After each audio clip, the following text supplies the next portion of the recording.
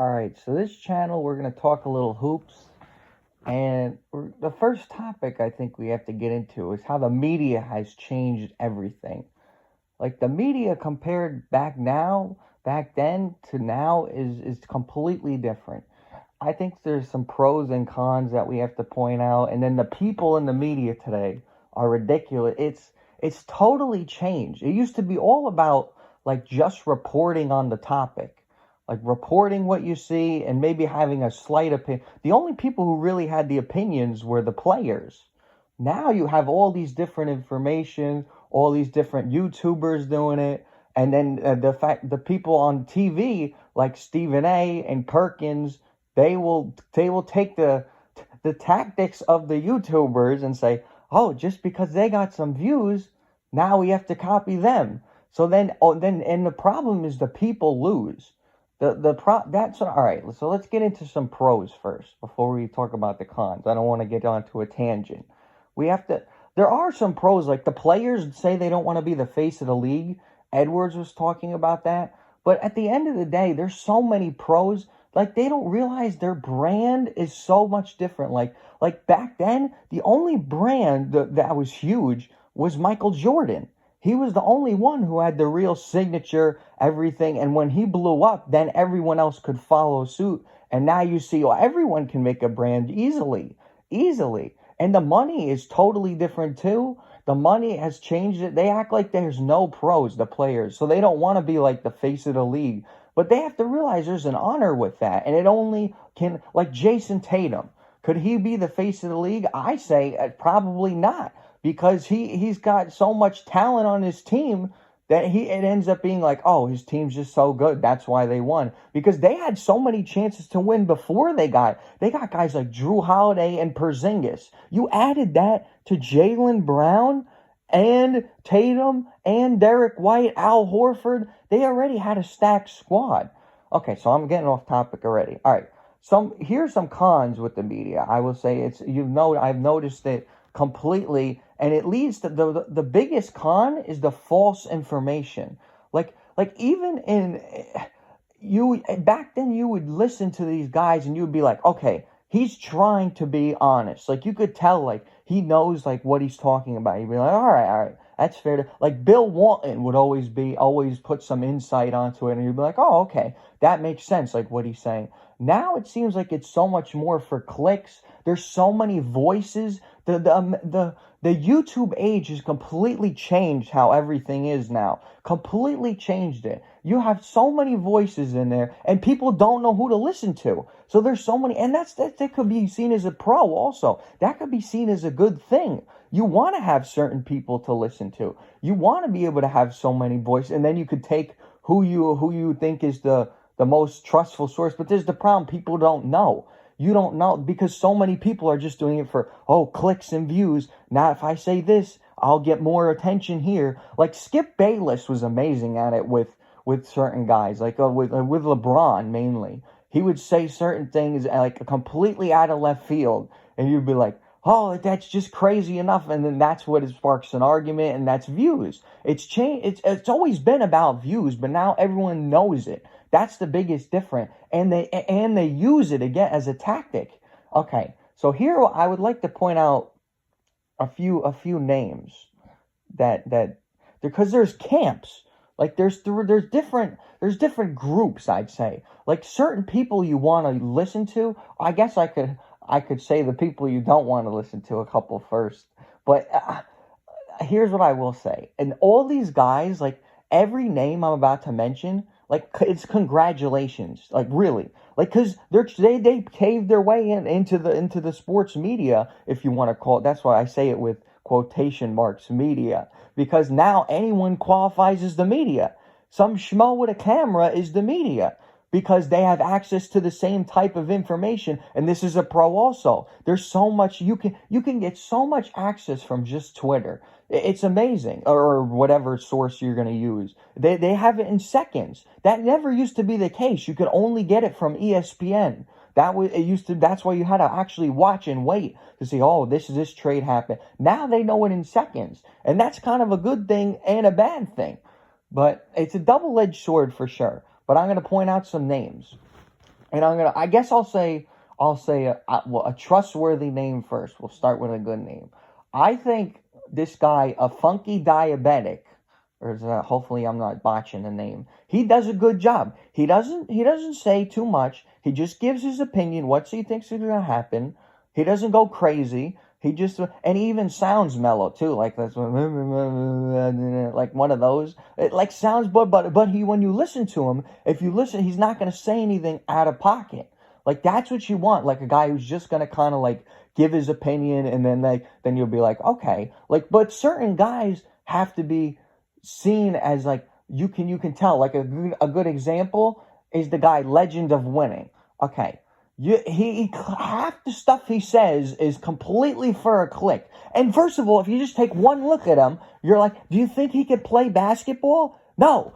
He's a pudgy. You don't want to freaking listen to a guy but he has a great gift of gab. Like, he knows how to talk. And, like, some of the stuff he says, he's not wrong every time. Listen, even a broken clock's right twice a day, okay? So, if you say enough things, eventually you're going to be right. And when they put these clickbaity titles and everything, that's how you know, usually, if it's like, oh, and then it's like him with, like, a question face. But, like, at the end of the day, like I said, it's good for him. I'm not trying to hate on the guy, but you could tell he's saying certain shit for views, or he's trying to spark up it. Like, he's like, oh, this will get it. In the back of his head, he's going, this will get me some extra views. And you have to watch enough of these people to know. Another good example of that is the guy Rusty Bucket. And I was a fan of him at the beginning, but then you listen to him enough and you're going, okay, he really doesn't know basketball. And you could look at these guys and tell if they're good at the game. And this is what it's not just being about good at the game, okay? Because there are plenty of guys who are good at the game. A good example of it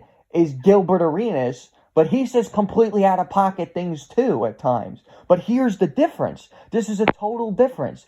Gilbert Arenas actually has basketball experience. Okay? He's been on a court. He knows the difference. He knows how to draw two and kick. He knows what to do in certain scenarios. These guys so he can say some things where you're like, wait a minute, what the hell is he saying? But if you played basketball at a high level, you can understand certain things. He might say something completely ingenious. Like, there will be clips I'll listen to Arenas, and he'll say something completely ingenious, and you'll look at the comments and they'll be like, what a moron. How could he say something so stupid? But it's like, no, you don't understand that because you've never been in that basketball scenario.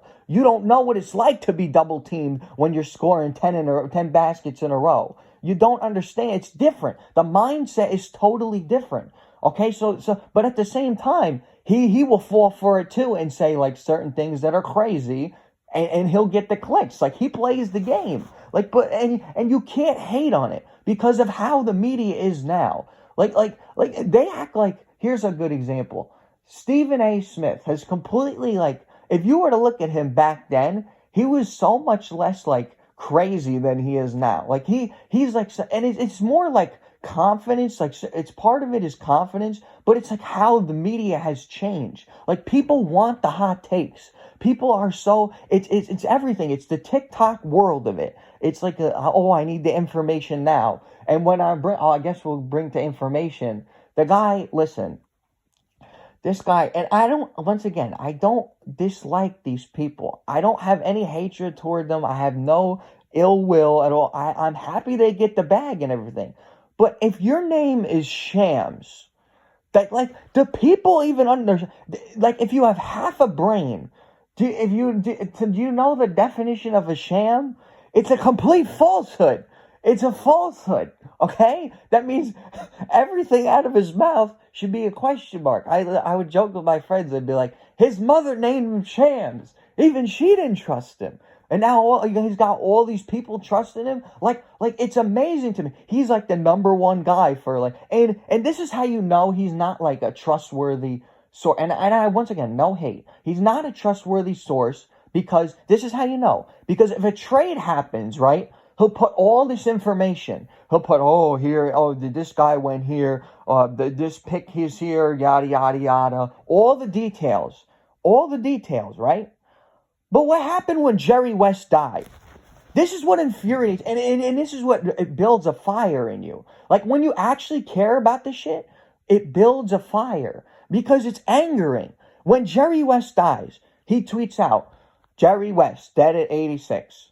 Do you know how much more Jerry West has done for the game of basketball than, like, any of these guys playing now almost? Like, we're talking about a pioneer of the game.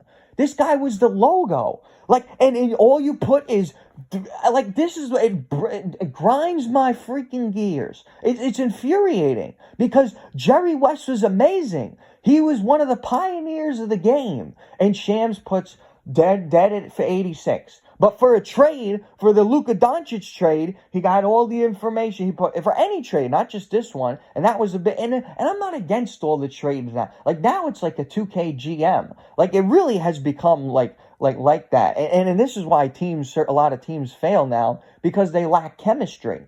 There's just no chemistry on a team. Guys are getting traded left and right. People think Rome was built in a day. It's ridiculous. But I'm getting off topic anyway. Here's a couple other ways I want to get to. Here's another trustworthy source, I'll say. I think, and he's not 100% trustworthy.